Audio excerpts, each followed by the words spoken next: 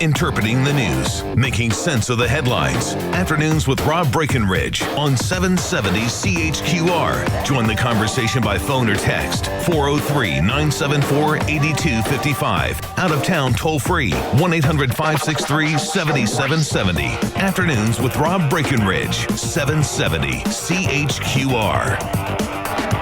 Not to mention a little bit of fun. I know Rob likes to do that too, and I'm going to continue on that trek. Yes, it is Joe hanging out with you, who's filling in for Zach, who's filling in for Rob, who's on vacation. Rob, I think, is back next week.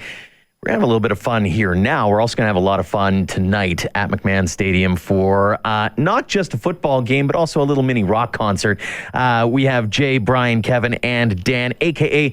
Northern Pikes. Gents, thanks for coming in. Thank you. Thanks, Joe. Thanks for having us. What is different about trying to plan for not only an outdoor show, but also a show where you're only playing 2 or 3 or 4 tunes?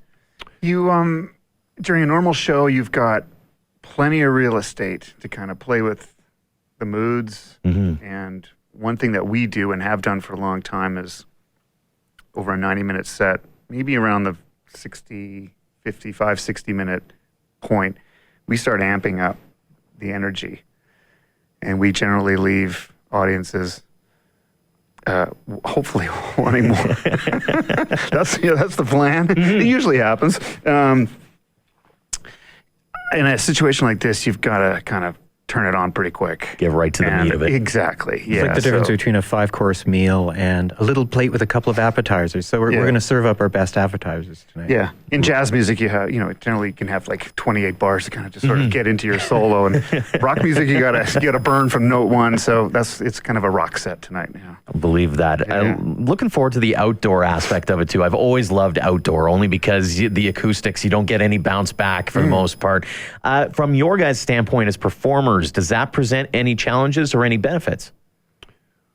Good question. I think it's like, one thing we started doing a couple of years ago was using in-ear monitors. Right. So basically, we're wired up to a little pack there, and we have these little things inside our ears, which people will often see on TV and go, why have they got those things in their ears? And what that is an alternative to using floor monitors, which send a lot of a loud mix of everybody in the group on stage coming back to you. So the bleed level of instruments into other mics and vocals into other mics is reduced pretty substantially by us using those. So kind of gives us there's a sort of a sameness about whether we play, like tonight at McMahon Stadium, or whether we're in a smaller venue where that's different than that. So that's one thing I'm really kind of digging about the in-ear monitors. It doesn't really matter where you are. You're in the same place sonically in your head, which is cool. Yeah, very much so. When you guys, we were joking off air, this isn't your first rodeo by any stretch of the imagination. Pardon the pun when it comes to Stampede and all, but you guys have been around for a while now. And what does it mean to you guys to have had the longevity that you've had, and to be able to, play at a stage like this tonight, or play any stage that you have over the course of the last 35 years?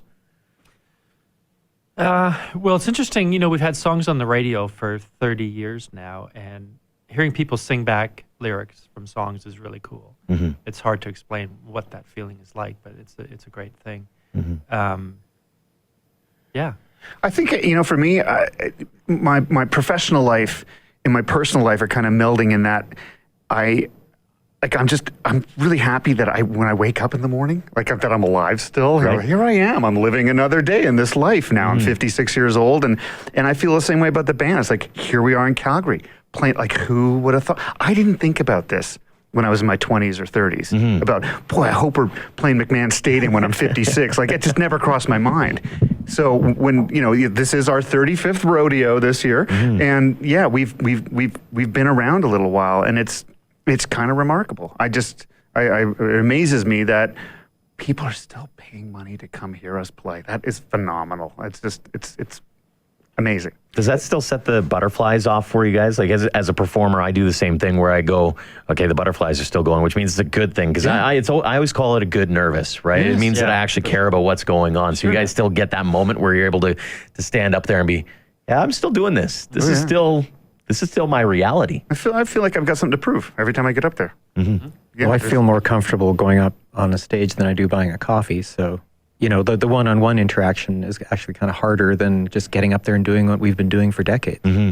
And I mean, for 30 plus years now, I mean, you guys have been able to do the same thing and as a core group as well, which is, you see all the biopics and that of different bands and how crazy life has gotten. And here you guys are still going strong. Yeah, like Brian was saying, it's just good to get up in the morning. Good to be around. I mean, like he said, I wouldn't have imagined myself doing this many years ago, being still playing in a rock band and recording new music. That's one of the big things going on right now, where we have a brand new album, Forest of Love, and it's been 16 years since we actually got into the studio as a group and recorded new music as the Northern Pikes. So that's pretty exciting. And there's obviously a big Calgary connection. We recorded here, at Studio Bell National Music Center, and I mean, that was I would say one of my favorite recording experiences of all time. It just felt so good and so organic and natural to be in the studio with the guys, and we tried to cut a song every day, like one a day. Right. And we came close to doing that. We needed a little more time than we originally planned regarding that, but we came pretty close to it. And just that whole thing of being able to expose your music to people and be able to get out and play it, it's just like, it's pretty amazing and pretty cool.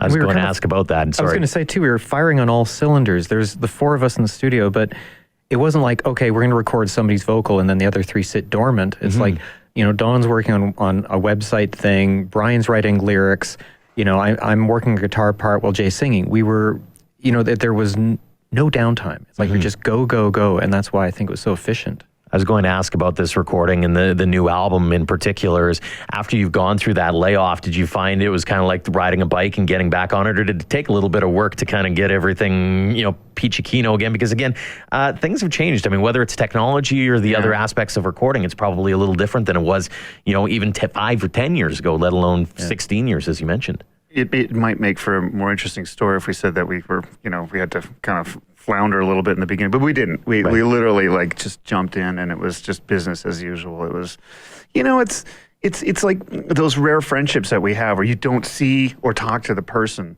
that you're close to for years sometimes. And the moment you see them, you pick up like that. And this process for the band recording was very similar to that. It was like, it was business. We just went in and took care of business. Was there any, I don't want to call it a theme, but was there any mindset that you guys walked into this album with saying, we want to touch on this, or we want to get this kind of message across through all of the tunes? No.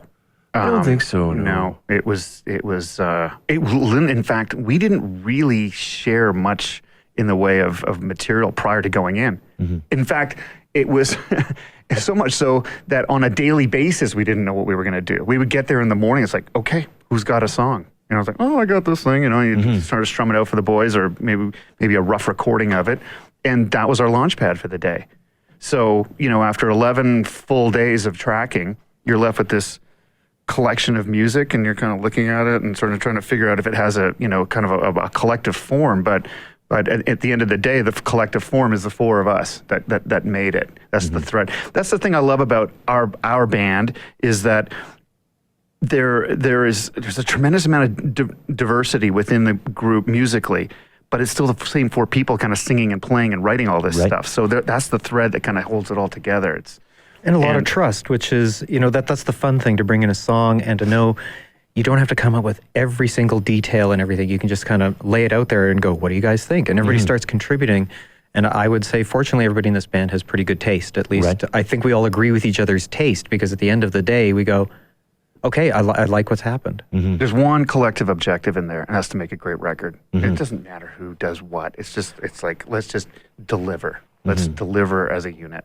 Is that a challenge then for you guys? Is I guess having that trust, but also knowing that, hey, I might get shot down at the end of the day. Like, I might come in with this great riff, and then I think it's great, but the other three go, yeah, that's not your best. I mean, I know I don't want to hog the mic here, but I just quickly on that. That doesn't work in this environment. It just doesn't. If you're going to hold on to your idea because it's your idea, then you shouldn't be here. Right. We're trying to, like Kevin said, just finish the job. Make sure that the record's great, no matter how we get there. We zig, we zag. It doesn't matter.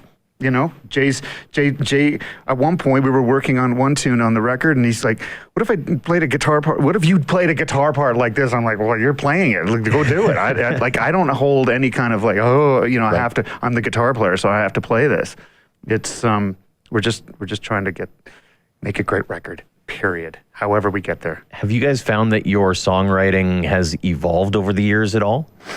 Oh, for sure. And I back to your previous question, to a certain extent, I think you become really, if you've done it this enough at a high level, you become pretty good at self-editing and pretty good at quality control. And if you implicitly trust the other three people that you're working with, we're all good. We're our own quality control level in terms of, what we think is working, what isn't working. I mean, some songs were brought in a real skeletal fashion. Other songs were brought in with, semi-completed kind of demos. And at the end of it all, you check your ego at the door. It becomes a Northern Pikes song. All the songs are a 4-way writing split, so there's no egos happening that way. We're just trying to create a great record. And really what that comes down to is trust, trusting the people that you're working with and knowing that I had complete faith that the guy, if I brought in an idea for a song, I know there's something kind of good that's going to happen from this eventually. And sometimes it's not always just like drop it in the water and watch it swim away. It's sometimes it's a little bit of work. You're grunging away there, and I can think of a song that I brought in, and it changed quite a bit from my original concept, but it made it much better when the band got at it. And I remember Brian's comment was, I think there's kind of a heavier rock song hiding in there, and so you get together, and that's the funnest part, is sitting there with 4 guys in a room and jamming it out and going through your parts and trying to create something that's going to sound good. And the nice thing about having done a lot of recording between all of us and having a lot of experience is that there's a like I say, quality control and a level of musicianship that's there where you're not having to fix every part you do. You're able to keep an awful lot of what you're doing, cutting it live as a group, and that's kind of a nice thing to be able to do. What's it like getting those butterflies when that song does come to fruition? Like whether it's evolved from what you initially had as an idea to something completely different and it all falls together, or you have this idea in your head and it comes together flawlessly, but you hear it for that first time. Oh, it's pretty cool. Yeah, it's a good feeling. It's like, you're creating a piece of art from scratch, and it's pretty amazing. I still find it amazing. Even when I go back and listen to the record now, to the Forest of Love, I go, oh yeah, we did this. Oh, what a cool part Brian did there. I still find it fascinating. And I think it comes down to a love of music and the fact that all of us are still huge music fans. We love music, and we love talking about music and listening to music. And, we just hit two music stores, and we could have probably spent quite a while there actually continuing to be around that environment. So there's just a true love of what we're doing. I want to talk a little bit more about this album, Forest of Love, the Northern Pikes. We're going to take a quick break here on Afternoons on 770 CHQR.